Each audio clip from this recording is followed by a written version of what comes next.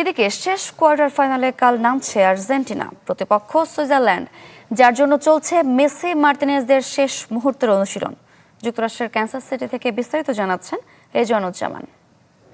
সুইজারল্যান্ডের বিপক্ষে quarter final ম্যাচের আগে শেষবারের মতো অনুশীলন করছে আর্জেন্টিনা দল। এই কম্পাস মিনেইরোতে দারুণ অনুশীলন করছে পুরো দল এবং দারুণ ফিট কিন্তু লিওনেল মেসি, ফুরফুরে মেজাজে তাকে দেখা যাচ্ছে অনুশীলনে। এবং 24 ঘন্টা সময়ের কিছু সময় বাকি কিন্তু এই ম্যাচ শুরু হতে। তার আগে আমরা পুরো দলকে কিন্তু একবারে ফুরফুরে মেজাজে দেখছি অনুশীলনে।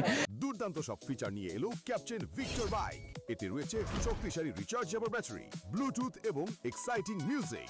ক্যাপ্টেন ভিক্টর বাইক, আনন্দে বাড়ুক শৈশব। এবং এই ম্যাচের আগে নানা বিতর্ক, সমালোচনা, ষড়যন্ত্র তত্ত্ব সবকিছু কিন্তু সঙ্গী আর্জেন্টিনার, এবং সেগুলোকে জবাব দেওয়ার জন্যই মাঠে নামবে আলবিসেলেস্তে। এখন পর্যন্ত কোনো ধরনের মুখ খোলেনি তারা, এবং এমনকি এই ম্যাচের আগে শেষবারের মতো অনুশীলন করছে। মাত্র 15 মিনিট কথা বলেছেন কুতি রোমেরো, লিসান্দ্রো পারেদেস এবং মেদিনা, সবাই কথা বলেছেন, কিন্তু এই সমালোচনার বিষয়ে কোনো ধরনের কোনো মন্তব্য তারা করেননি। এমনকি এই ম্যাচের আগে আর কিছুক্ষণ পরেই কোচ লিওনেল স্কালোনি কথা বলবেন, সেখানে হয়তো এই বিষয়ে আলোচনা হতে পারে। তবে তার আগে এটুকু বলতে চাই, সুইজারল্যান্ডের বিপক্ষে আর্জেন্টিনার ইতিহাস দারুণ এবং পরিসংখ্যানও ভালো।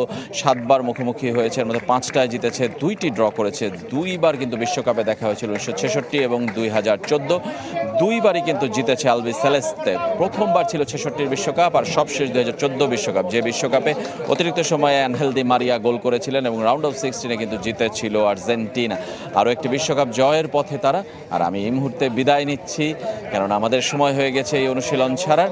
রেজওয়ানুজ্জামান, চ্যানেল 24, ক্যানসাস, যুক্তরাষ্ট্র।